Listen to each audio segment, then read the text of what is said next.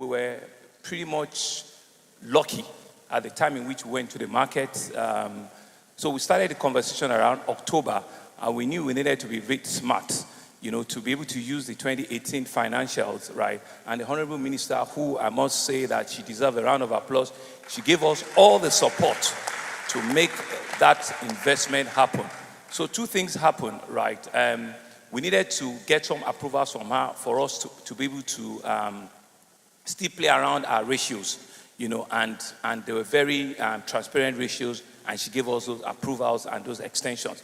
And so the second part of our luck was that we entered the market at a time where the market was actually very soft. Towards the end of the year, right, investors were looking for what are the investable instruments to put their money, and our bonds, just spring out at that critical time. So not only did we raise that amount of money, we're also able to clean up our balance sheet. The entire borrowing of Lagos State, we're able to reprice all of them, and from the savings we're looking at, we actually can save about 15 billion, in the next year or so, based on the creativity that we've been able to do. And that, I say, is the first sub-national, sub-sovereign volume of bond for 10 years at a rate that is pretty interesting that we have. So we want to thank you, Honorable Minister, and all of our investors. Some of them are in this room. I want to thank you very much and to say that you have put good money in good business. And so what are we going to do? We just signed a budget. I cannot compete with federal, certainly, of a little over a billion naira. A trillion naira, 1.16 trillion, right? That's the biggest audacious budget of the Lagos State.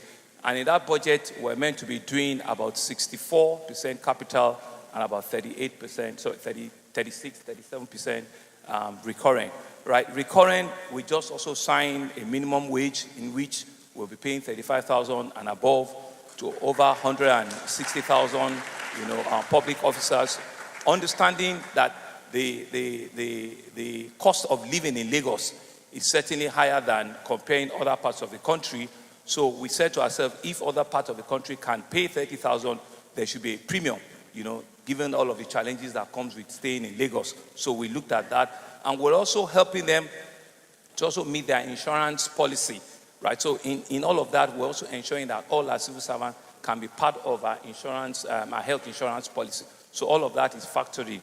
But in terms of infrastructure specific, so in that budget, we're believing that, especially with the bond that we've just raised, we're believing that we can clearly have a corrective narrative about what are the things we need to do in our team's agenda, but more importantly, in infrastructure. So you'll see constructions in roads, in bridges, new schools, new hospitals, water and sanitation, drainage lines, and these are all the major critical infrastructure that we'll be doing. Of course, housing will be an enabler, whereas the like of DG Ali, will put further investment there. We believe that in housing, we can be an enabler, in that. But specifically, what are the things that you Lagosians must be expecting, for us? We're finalizing a procurement around a regional road. The regional road is a 9.3 kilometer road from somewhere off VGC and into busting out by the end of Freedom Road, right? So this is meant to be a toll road at the end of the day. It passes through water, right, and land. And you've seen we've started doing some people that are built on our right of way, and we're going to take them out because that road is critical. It's critical for two things. One, it relieves the Lekki-Ekpe Express Road, which in itself is at level 7, is at the highest level. That's one. Secondly, it also helps enhance traffic for the 4th Mainland Bridge that we've started the procurement for. So we're doing that road. We're also doing a couple of bridges. There's a bridge that we need to complete, which we call the Penn Cinema. There's another design for another bridge, which is supposed to come from Okpebi Link and hit somewhere around Maryland. There are 2-3 other roads that are not in areas where a lot of you here will know. There's a road called Ijagemo Ijedodo, Ijegu Road, right? It is on the western part of Lagos. It's a 7.6 kilometer road. Yes, I know you will never hear of those things but they are critical roads.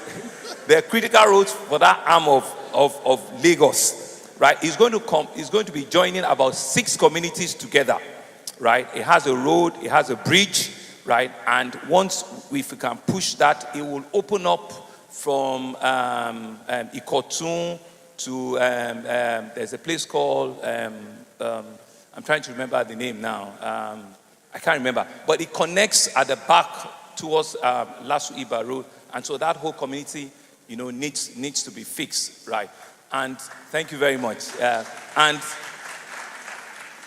And we also have other roads, just so that people in Victoria Island and Ikoyi know that we're not forgetting them. We're cleaning up the CBD in Victoria Island, so the whole of Adiola Hopewell, Adeyemo Alakija, Idowu Taylor, Afribank Road, we're cleaning all of that road up. So we'll go to Ikoyi, we take Thompson Avenue, we take Milverton, we take McPherson, all of the critical areas where the people that also will pay the taxes are.